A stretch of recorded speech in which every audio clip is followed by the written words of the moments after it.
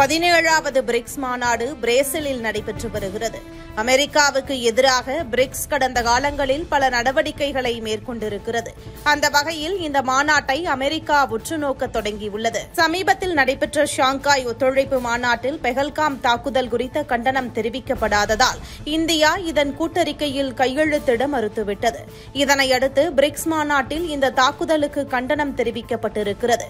இதனையடுத்து பிரிக்ஸ் பிரகடனத்தில் இந்தியா கையெழுத்திட்டிருக்கிறது. India, Russia, China, Iran, Pakistan, Uzbekistan, Tajikistan, Belarus உள்ளிட்ட நாடுகள் அடங்கிய அமைப்புதான் ஷாங்காய் ஒத்துழைப்பு அமைப்பு. இந்த அமைப்பின் மாநாடு சில நாட்களுக்கு முன்னர் சீனாவில் நடைபெற்றது. இந்தியாவிலிருந்து பாதுகாப்புத்துறை அமைச்சர் ராஜ்நாத் சிங் அதில் பங்கேற்றிருந்தார்.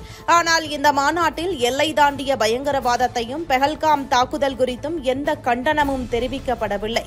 இதனையடுத்து இதன் கூட்டறிக்கையில் இந்தியா சார்பில் ராஜ்நாத் சிங் கையெழுத்திட மறுத்துவிட்டார்.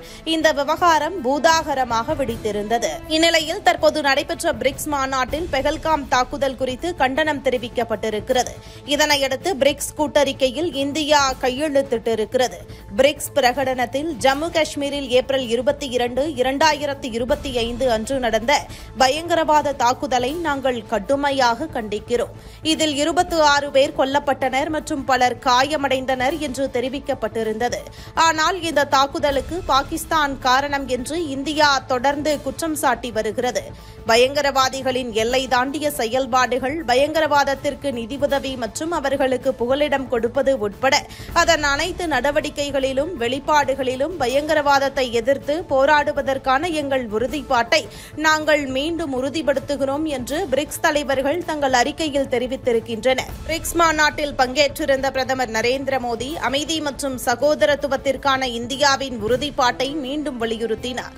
மேலும் பயங்கரவாதத்திற்கு எதிரான ஒருங்கிணைந்த சர்வதேச நடவடிக்கைக்கு அவர் அழைப்பு விடுத்தார். இந்த மாநாட்டில் பெஹல்காம் தாக்குதல் குறித்து பேசிய பிரதமர் மோடி பாகிஸ்தானை மறைமுகமாக சாடினார். இது தொடர்பாக பிரதமர் மோடி மேலும் பேசுகையில், மனிதகுலம் எதிர்கொள்ளும் மிக மோசமான சவால்களில் பயங்கரவாதமும் ஒன்று. சமீபத்தில் பெஹல்காமில் இந்தியா மனிதாபிமானமற்ற மற்றும் கொள்ளைத்தனமான பயங்கரவாத தாக்குதலை எதிர்கொண்டது. இது மனிதகுலம் மீதான தாக்குதல். இங்கு இரட்டை நிலைப்பாடுகளுக்கு இடம் இல்லை. எந்தவொரு நாடாவது பயங்கரவாதத்திற்கு நேரடியான அல்லது மறைமுகமான ஆதரவை வழங்கினால் அதற்குரிய விலையை அது கொடுக்க வேண்டும். பயங்கரவாதிகளுக்கு எதிராக தண்டனைகளை விதிப்பதில் தயக்கம் காட்டக்கூடாது.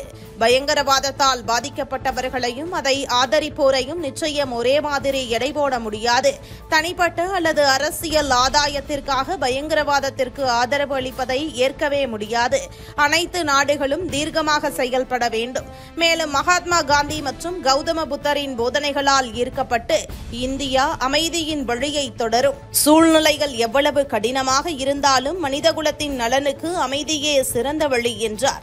இரட்டை நிலைப்பாடு என சீனாவை நேருக்கு நேர் பேசியது ஒரு நிமிடம் அந்த அரங்கையே அதிர வைத்திருக்கிறது. இதை உலக நாடுகளும் உற்று நோக்கி இருக்கிறது.